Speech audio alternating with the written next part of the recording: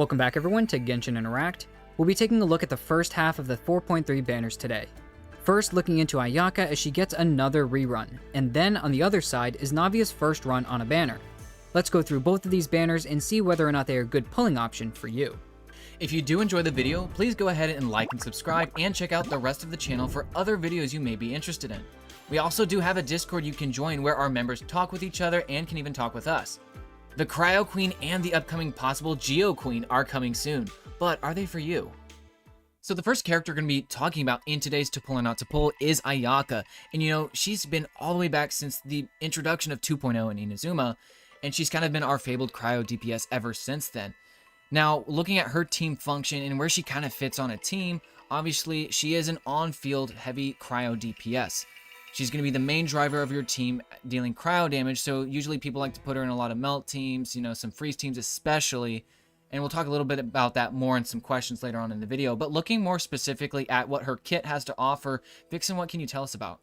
Well, she ascends into crit damage, which is really nice because her weapon does the same as well. And normally with characters, you usually see ascending into crit damage or crit rate, and then the opposite for crit rate or crit damage is on the other side for their weapon.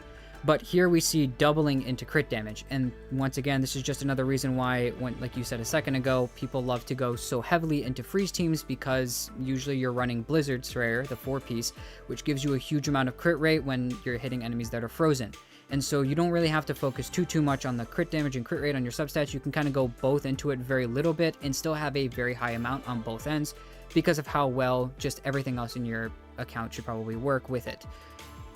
Looking at her normal attack, Kamisato Art Kabuki, nothing really too special about this specific normal attack until you actually get into her alternate sprint, much like some other characters like Mona, for instance, that kind of go under the ground, or for instance when they kind of like, you can't really see the character, they just kind of go underground for their sprint. Ayaka does the same thing, and when she does so, she reappears after she's done sprinting, and she will apply cryo to nearby opponents and gain a cryo infusion for 5 seconds, which is really nice. Now looking at her skill, this is called Kamisato Art Hyoka.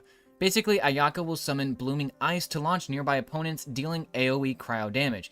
Now, I have seen a lot of people build heavily into like her cryo damage, which you should be doing anyways, but I know a lot of people will like to do kind of like a mini nuke with her skill and get a nice, like maybe anywhere between 70,000 damage and 100,000 damage, maybe even higher than that based on your build. And it's kind of nice if you can hit that on a melt. I know people like to do that.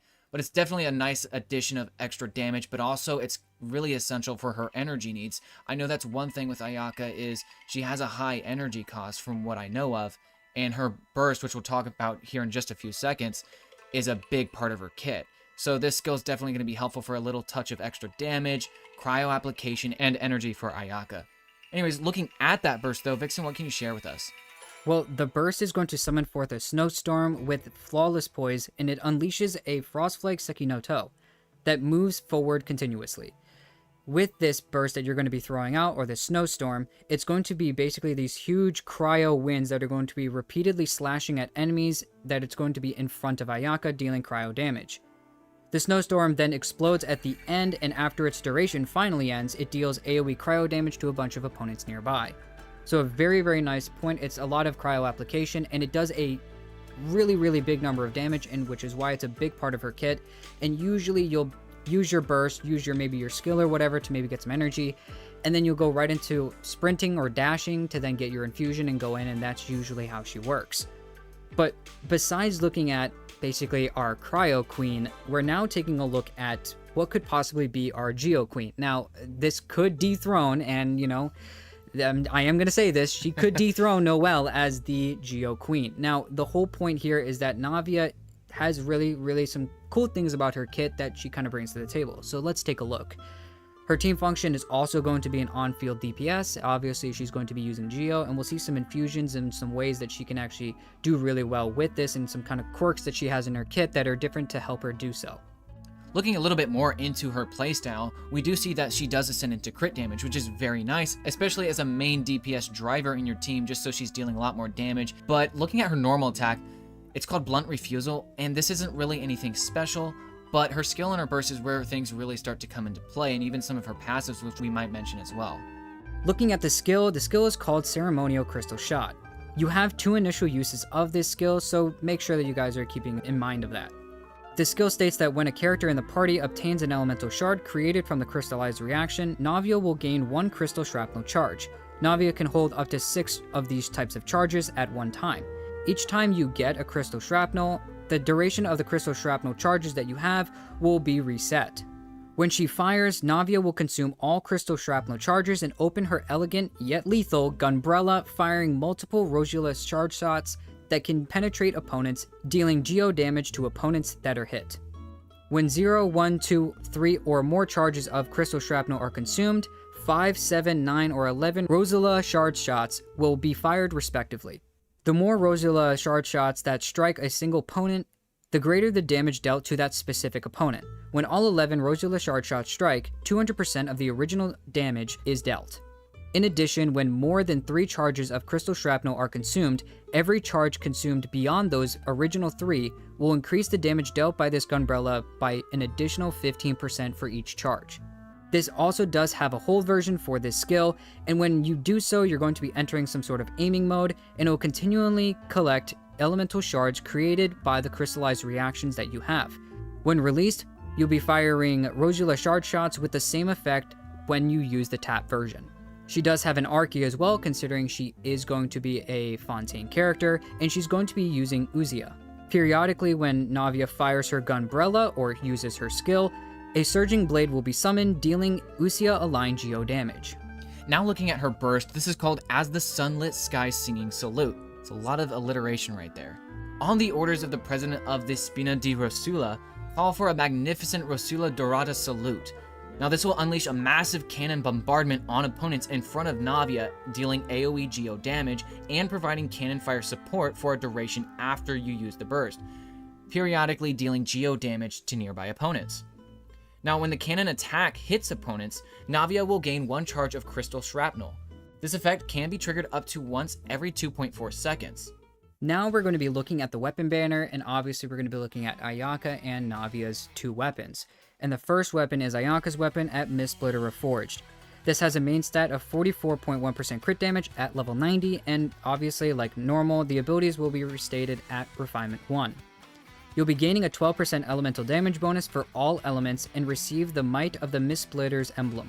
At stacks 1, 2, and 3, the Mistsplitter's emblem provides an 8, 16, and 28% elemental damage bonus for the character's elemental type.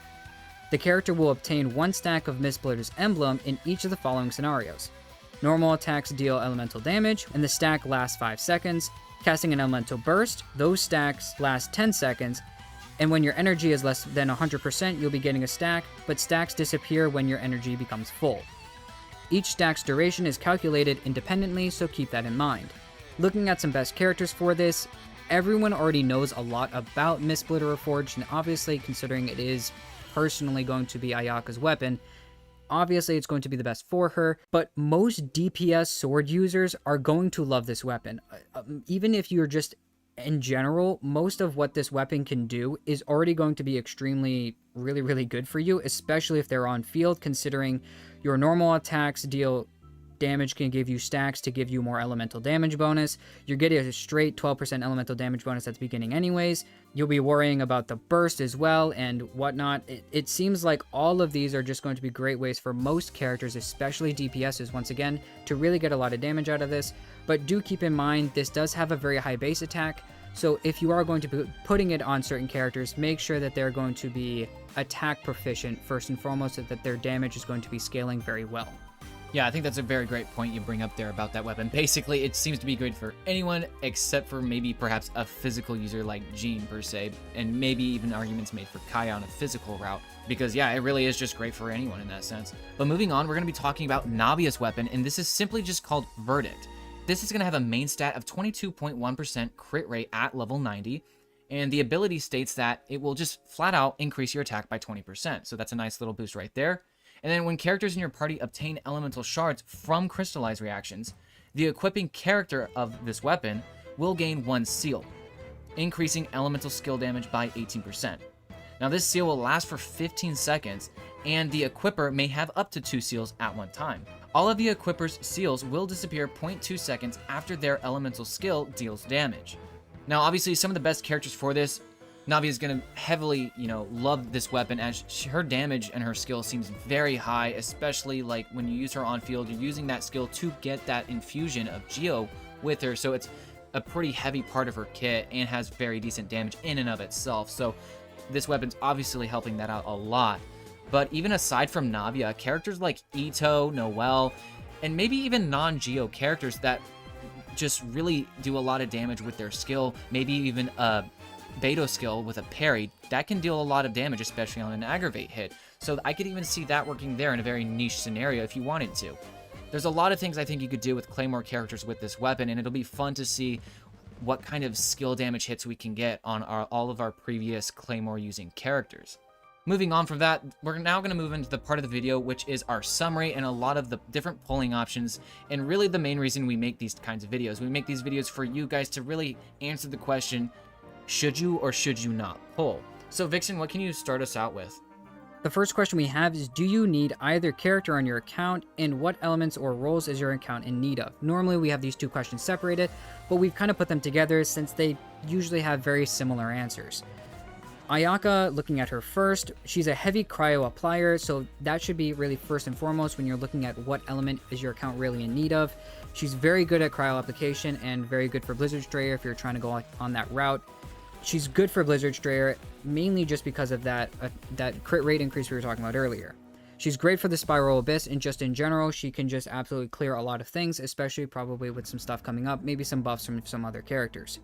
Looking at Navia, on the other hand, she has a very cool ability to make more of those crystallized reactions actually useful, while dealing a lot of damage which is based on attack, which we don't really see very often for a lot of characters, except for maybe a few of the Geo characters. I know specifically Albedo is one of them that can go both into defense and attack, but Navia has nothing to really do with defense whatsoever, and it seems like she's mainly just focused on attack. Our next question is, do you have the resources to properly invest into the characters you pull? And while this may not seem like a very important question, and yes, for veteran players or people that have been playing for, a time now, this obviously isn't going to be a big question for you. But when you do consider pulling Ayaka, especially as a new player, she requires Inazuma materials.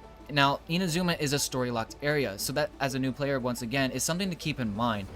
And if you haven't unlocked that area, you could just be going to other people's world, but also keep in mind that in order to unlock the co-op feature in Genshin, you have to reach Adventure Rank 16. So just know that from Adventure Rank 0 to 16, you're going to be playing with a level 20 Ayaka at best. And I don't think that's the worst thing in the world. It's just something to, kind of keep in mind. And you definitely will be able to overcome that just with time and playing the game. So I don't think it's something to impede you from pulling Ayaka. Just know that that'll be your case there. And with Navia, she is a Fontaine character, so she'll take Fontaine materials. Once you have completed a certain point in the Mondstadt storyline at the Archon quest, once you've completed that, you'll actually unlock a waypoint in the Realm of Fari Kurt, which is located in the northern region of the desert, very close to the southern tip of Fontaine. This will allow you to kind of get into Fontaine a little bit early, just to maybe, get all those materials you need for Navia and even other Fontaine characters. The next question we have is, what kinds of teams are you trying to build? Ayaka does extremely well in freeze teams, and we did talk about how she did well for melt teams as well, just for maybe some higher damage. But especially if you have her weapon, it's probably best to go for the freeze teams, just so you can work heavily off of that 4-piece Blizzard Strayer. She ascends into crit damage like we talked about, and her weapon also goes into crit damage, so it makes sense to go after Blizzard Strayer to get all that crit rate. Navia, on the other hand, it seems like actually, if anything, if you look at a lot of what she has to do, it's mainly focusing on that crystallized reaction. Now, something we didn't talk about earlier in her actual kit, we just didn't really talk about the passives. Her passive that she gets, her first passive I believe that she gets, is actually where she gets that Geo Infusion from her skill. And at this point, that's when you're starting to look at her ability to really get a lot of those crystallized reactions happening. And that's really where getting more Geo characters may not be the best and brightest and, the best idea. Maybe just some more other element characters. Considering she bases herself off of attack, maybe having double pyro characters is probably a really good idea to put in a team specifically so you can get the boost in attack. Characters that are really, really friendly, really level at the lower ARs is, for 4 stars is, Xiangling, for instance, and that's very good application from the Pyro. Bennett, obviously, just getting him through the shop or through just pulling in general. He gets his burst is buffing basically attack when you actually stand in it, and you get the resonance. It's very good. Once again, when you're looking at teams for Navia, you're focusing a lot on those crystallized reactions. The next section we look at is weighing the dangers between free-to-play players and veteran players, and looking at all different types of people to really see where you kind of fall in and what to look at. So first off, looking at those free-to-play players, you guys will probably want characters that slot in a lot of different teams and are generally more flexible because they can fit in a lot of different scenarios. And then once you get into the late game, you can kind of focus on more niche things. So looking at Ayaka, she's a great character to go after, especially just because she is a DPS character, which you should be going after early to kind of build around.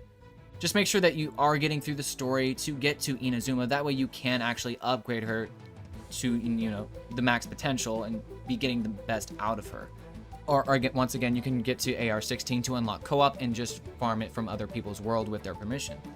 Looking at Navia, we also think she's great for F2P players because since she works really well with the crystallized reaction, this naturally means that she works well with a lot of those early game characters like Kaya, Lisa, and Xiangling. You get free from the Abyss pretty early on.